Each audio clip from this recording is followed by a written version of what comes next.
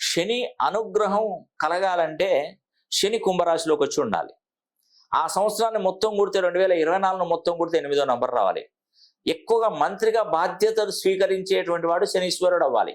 ఈ క్వాలిటీస్ అన్నీ ఈ సంవత్సరానికి ఉన్నాయండి.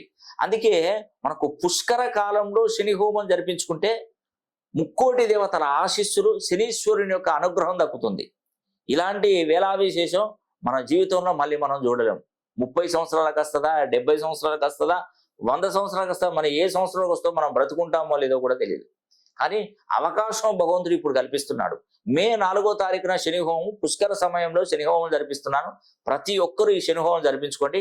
మీరు శని హోమంలో కూర్చొని అవసరం లేదండి. ఆ శని హోమం నేనే జరిపించి దానికి సంబంధించిన వీడియో ఫుటేజ్, గోత్రనామాల మీద చదివినటువంటి వీడియో ఫుటేజ్ కూడా నీకు అందజేస్తాను. శని హోమం యొక్క ప్రాముఖ్యత. మే 4వ తారీఖున జరిగే శని హోమానికి చాలా విశిష్టత కలదు.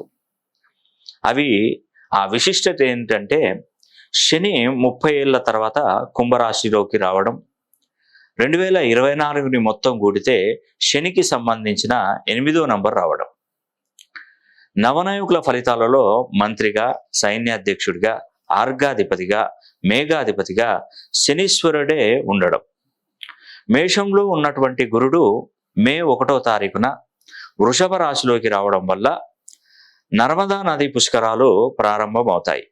ఆ పుష్కర సమయంలో శని హోమం జరిపించుకుంటే 1000 అశ్వమేధ యాగాలతో సమానం.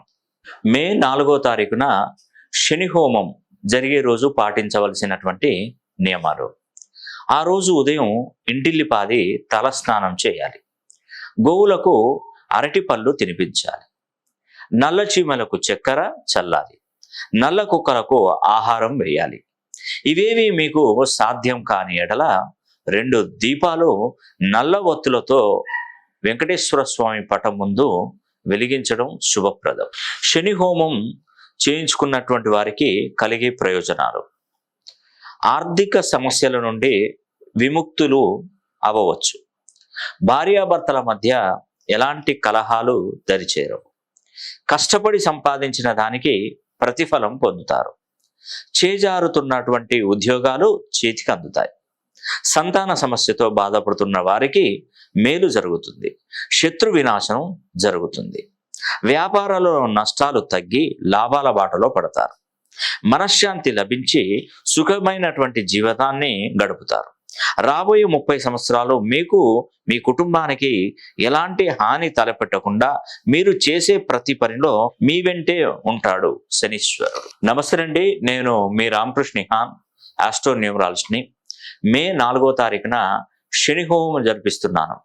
మీరు ఈ శని హోమానికి హాజరు కాకుండానే శని హోమాన్ని జరిపించుకోవచ్చు. కేవలం మీ గోత్రనామాలు పంపించిన ఎడల మీ గోత్రనామాల మీదుగా శని హోమం జరిపించి వీడియో తీసి మీ వాట్సాప్ నంబర్కి పంపించడం జరుగుతుంది.